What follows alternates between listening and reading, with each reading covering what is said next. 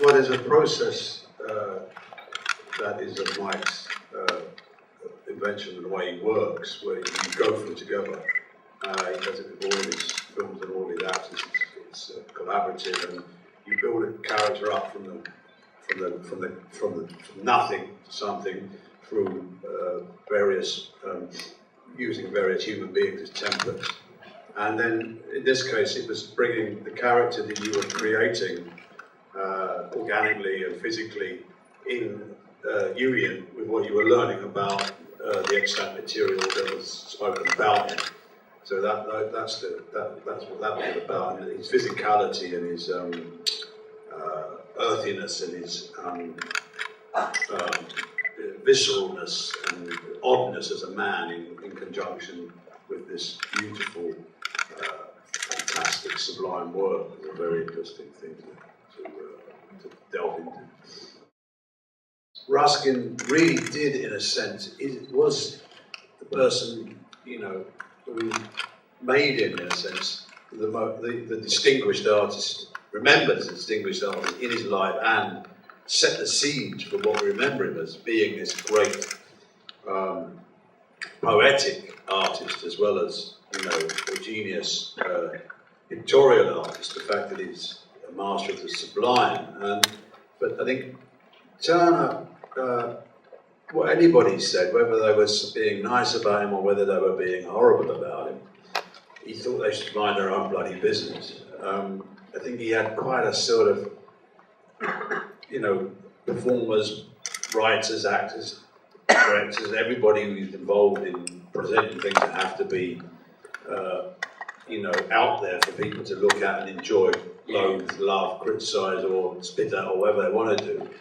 They always have this feeling that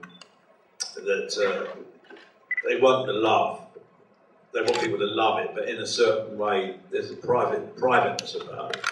So, but Ruskin was the first modern critic of his time, in a sense, where he became more as a celebrity. And I think without him, I think Turner really liked the fact that he put him up there, but he really felt like he should have just minded his own business. It's odd.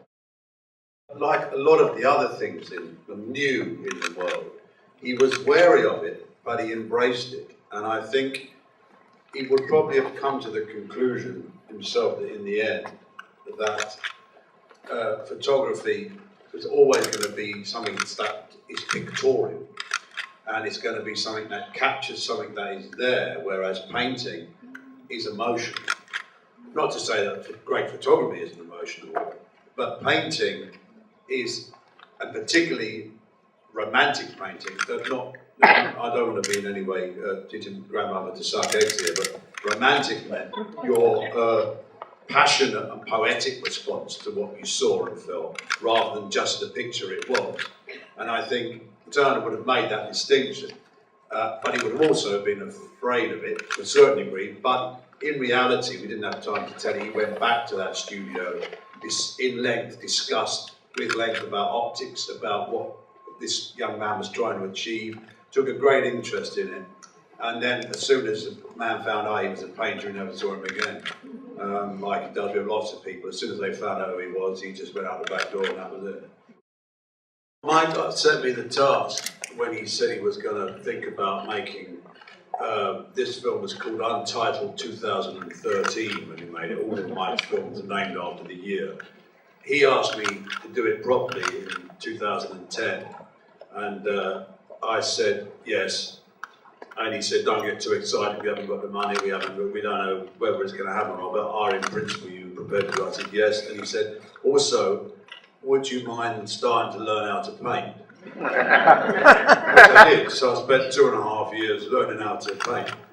So I got quite heavily into the whole process of that, and I was taught by a brilliant guy, portraitist and teacher called Tim Wright, who took me through all the disciplines up to the point where I was able to actually do a full-size copy of a Turner painting, the snowstorm steamboat of a harbour. I couldn't do it again, but somehow I managed to do it then. So I did do a hell of a lot of preparation for it, yeah.